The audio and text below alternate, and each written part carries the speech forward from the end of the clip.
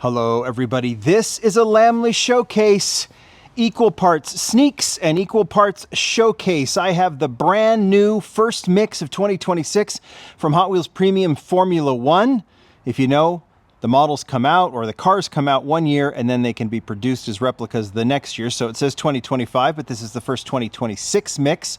New artwork, a couple other changes we'll talk about. And because I have these, Mattel sent these, and they'll be out very soon in stores, hobby dealers, etc., etc. I've been trying to work through kind of some thinking on models like this, Hot Wheels Elite 6.4, and I'm going to try and articulate it using these.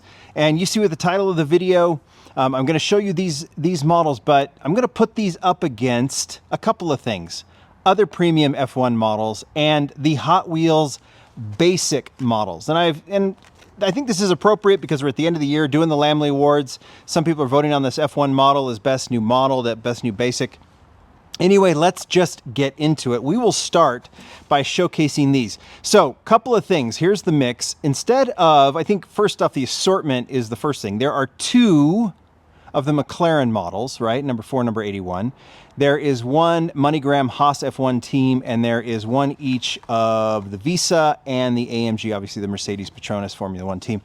As opposed to, I think last time in the first mix, I remember there were two Red Bull, I can't remember the others, but there were two of each. And so now they're doing it, I think they're giving a little bit more diversity to the line in that you're getting two of one team, but then one each of the others. Obviously, Red Bull is missing here. Maybe we'll see two Red Bulls in the next mix, and then maybe the second AMG, the second Visa, so on and so forth. So there's a little bit more variety in the mix, so that's nice. That's number one. Number two, card art's different, as you can see.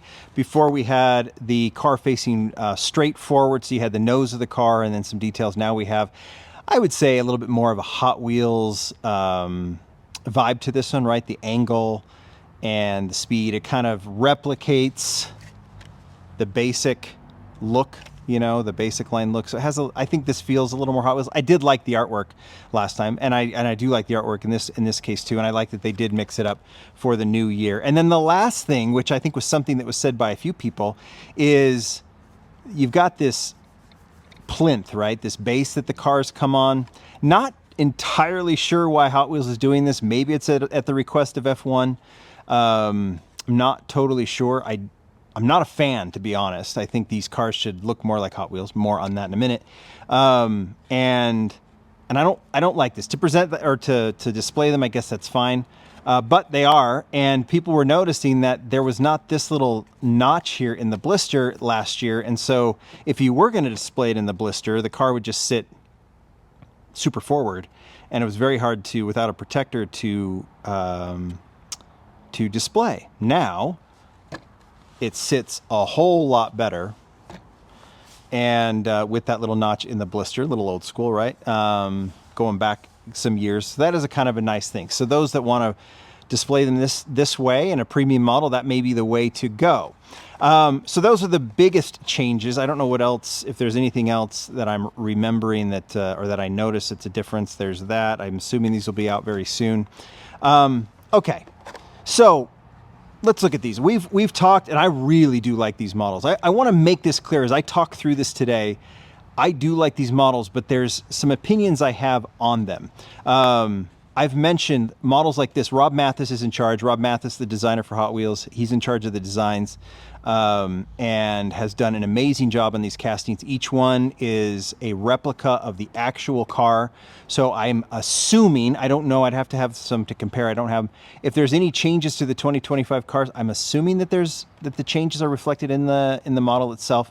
But I do know, at least if that's not the case, year to year, casting to casting, if there are differences here, they are reflected in the design of the models, right? There are whatever differences there are, that is reflected in the models. Each one is built to the specs of the particular team. So that's cool. And that's a level that for premium, I think is very, very cool.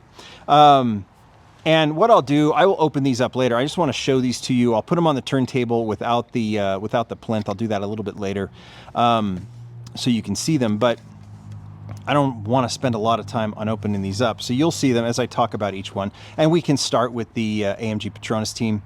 and the number 63 car. And then, yeah, I mean, you can see it on the turntable here. There's not much for me to talk about. Now, you might say, because, John, you don't know racing that well. Good point.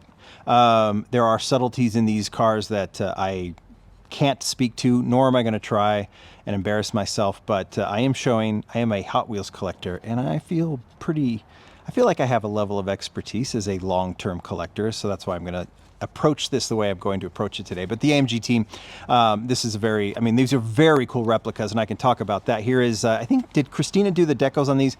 These are very nicely done. Obviously, with the contract with F1, here's the Visa car, the number 30 car. You get not only the differences in the casting, but with the F1 license, you're getting the entirety of the deco as well. So all sponsors are here. This is a Honda, right? And you get, between all the big corporate sponsors and other decos, even the helmet deco, all of this is represented here with that F1 license. And so you're getting a complete premium car. That's the Visa car. And then we go over here. I guess we could look at both the number 4 and 81. I'm assuming they're pretty similar. The artwork, I mean, obviously it's reflected in the difference in the cars, but you're getting the number 4 car with the McLaren deco. All of that. The wheels are really well done. I think when you're talking about premium with F1, and even though, again, as I talk about this, these wheels were built for F1 cars, I think that's great. And so you can do a really nice deco on the premium wheels there, and it really looks cool on this one, the McLaren car. And the way that, what is it, chrome is the sponsor there, and that looks cool on the wheels. So those are very cool. We will open up one for this video, but and then lastly, the MoneyGram Haas team, and there is that deco too. Yeah, really nice details on the wheels too.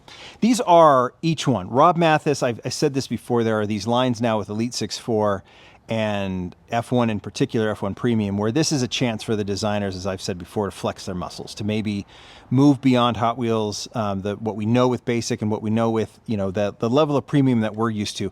RLC is still within that Hot Wheels universe, starts with the Hot Wheels wheels and then goes from there. There are some differences there, but for the most part, they stay within, like, they are super upgraded Hot Wheels cars.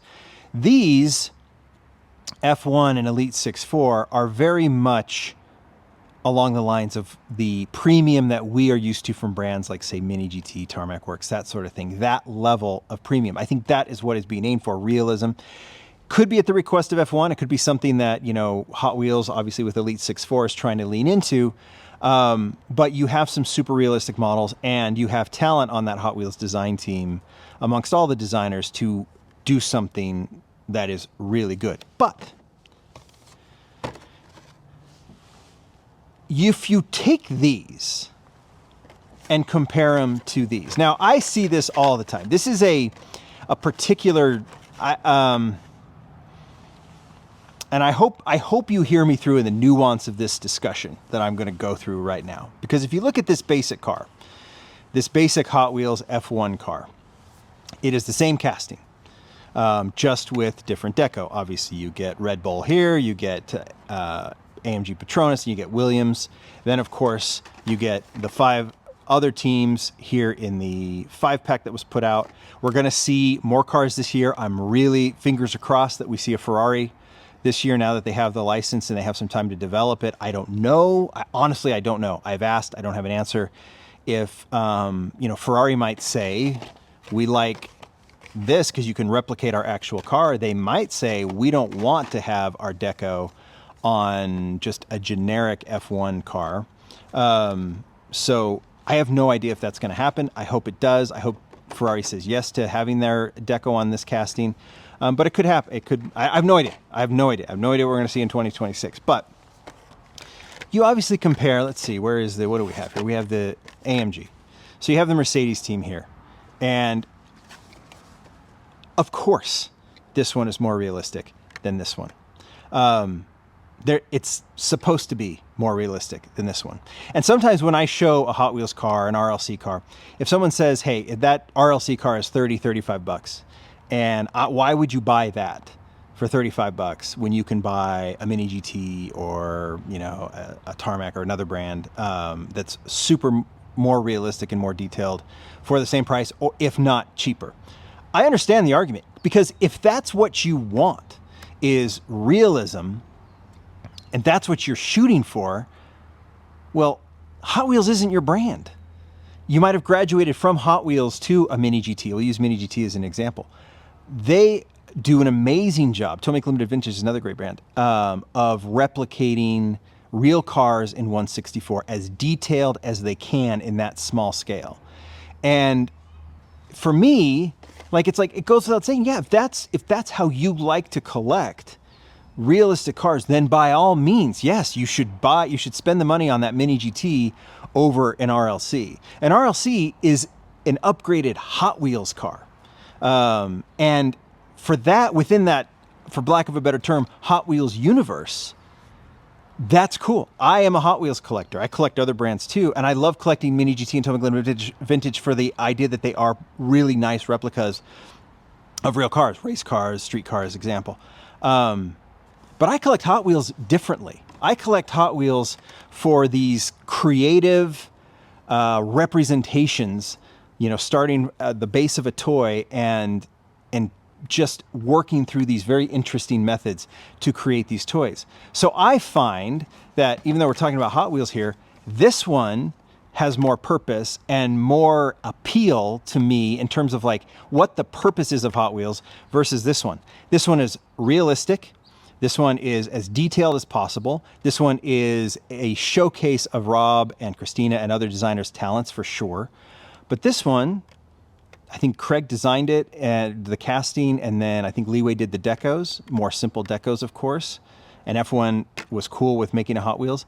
I think this one is the one aimed at kids. This is the one aimed at, you know, new fans for F1. This is the one that has a little bit more creativity into transferring it from a realistic car into a Hot Wheels.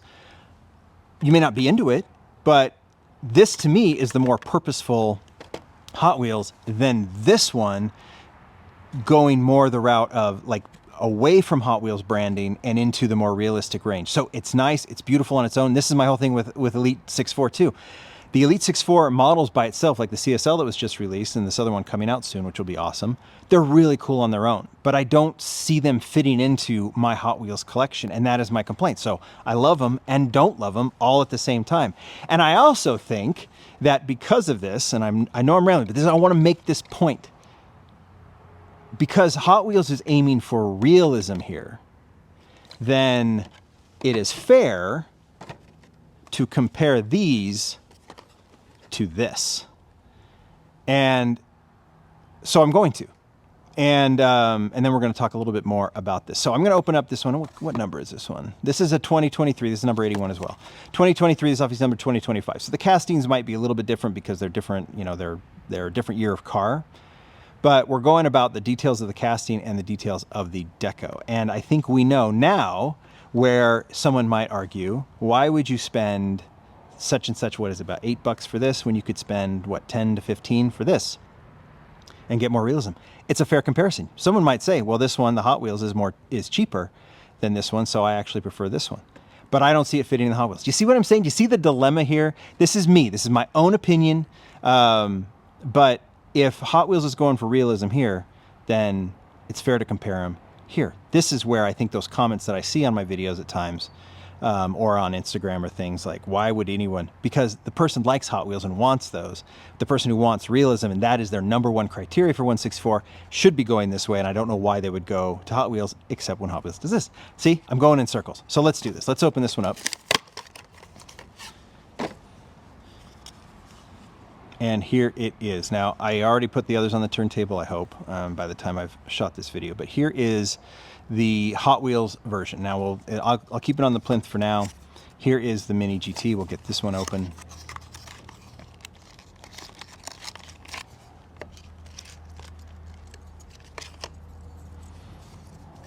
And let's see. Obviously, you're looking at two different cars, right? But there's your nose on the Mini GT. There's your nose on the Hot Wheels. Different sponsors, I get it. There's your wheel on the Mini GT. There's your wheel on the Hot Wheels. Maybe I can try and put them together here.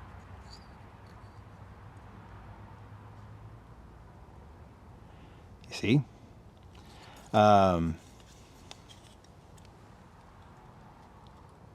Spoiler.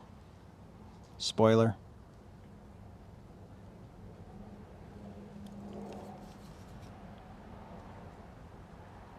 Deco. Deco. If realism is what you're going for, Mini GT is the play. Hot Wheels, this is going to roll well, of course, but so does this one. It rolls quite well. Now, I'm not here to say that the Mini GT is better than the Hot Wheels. Some of you will obviously come to that conclusion. I think the Hot Wheels this is an amazing, they're printing decos, and the amount that they produce versus Mini GT. Obviously the Mini GT is going to be more expensive because there's more detail in the production, so on and so forth. On this level of car, RLC, it's a different thing. But these little details you're getting in the Mini GT that you don't get in the Hot Wheels, it makes it a more appealing car if realism is absolutely what you're going for, right?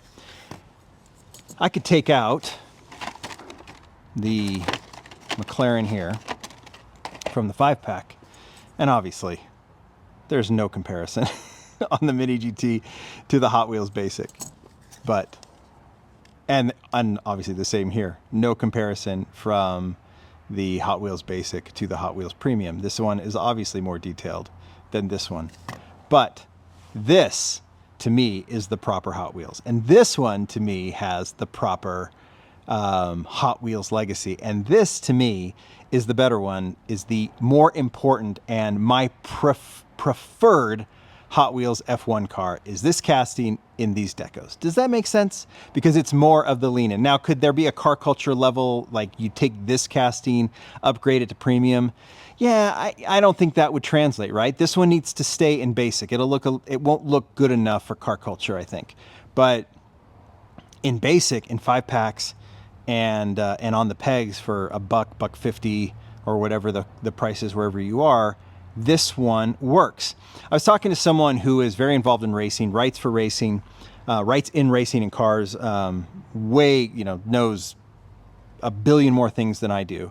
And that was this person's comment. I was really happy to hear it. It was kind of unsolicited before I was talking about this topic. And he was saying, because I think we were talking about the Lamley Awards, and I mentioned that as I was voting for Best Basic New Model, this casting was one that I was going to consider as tops.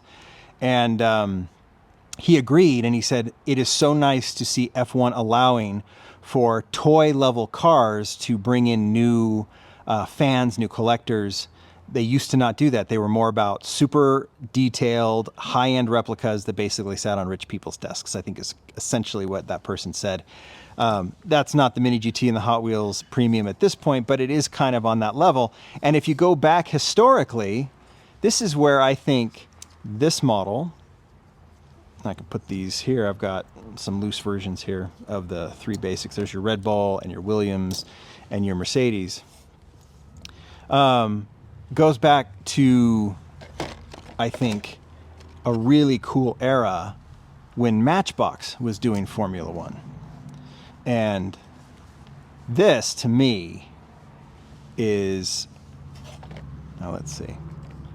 I guess we can go Mercedes. It's not exactly the same, but there's where I see the sweet spot for this level of diecast. This Premium is a great line, but this is more relevant.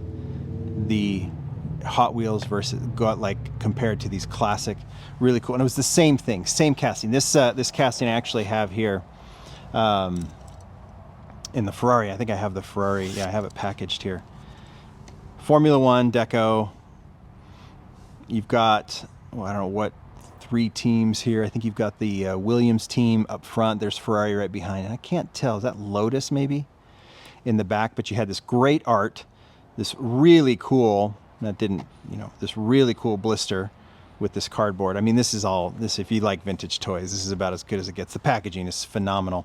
And the casting, this is the Ferrari, was called the Formula One. And it was the exact same casting. This one came, we'll get to in a second. But if you look at this, if you look at the shape here, that's the F1 casting in the Sauber Mercedes team. Here it is, same casting in the Ferrari team. footwork in those decos, and then Williams. They're not as detailed. They have a decent amount of details, and in fact more than maybe the Hot Wheels now, but you see how cool these look, and they're obviously very cool toy representations of these Formula One teams. And then it expanded, right? How about this set? And I've shown this before. Here's the F1 race car transporter, similar to Team Transport. You had the Kenworth and Ferrari deco. Again, I don't know licensing if Ferrari would allow this these days. And then you take that Formula One car, and yeah, actually I had to be a little creative here, but you could put it there on the back and have this Team Transport like set, all with Ferrari deco. Licensing is so much more complicated now than it used to be, and I understand that maybe something like that might be difficult, but we did get a Ferrari Team Transport, did we not? And with a Fiat, so it did work, and you know, I probably could pull that out to compare, because it was a vintage racing 250 GTO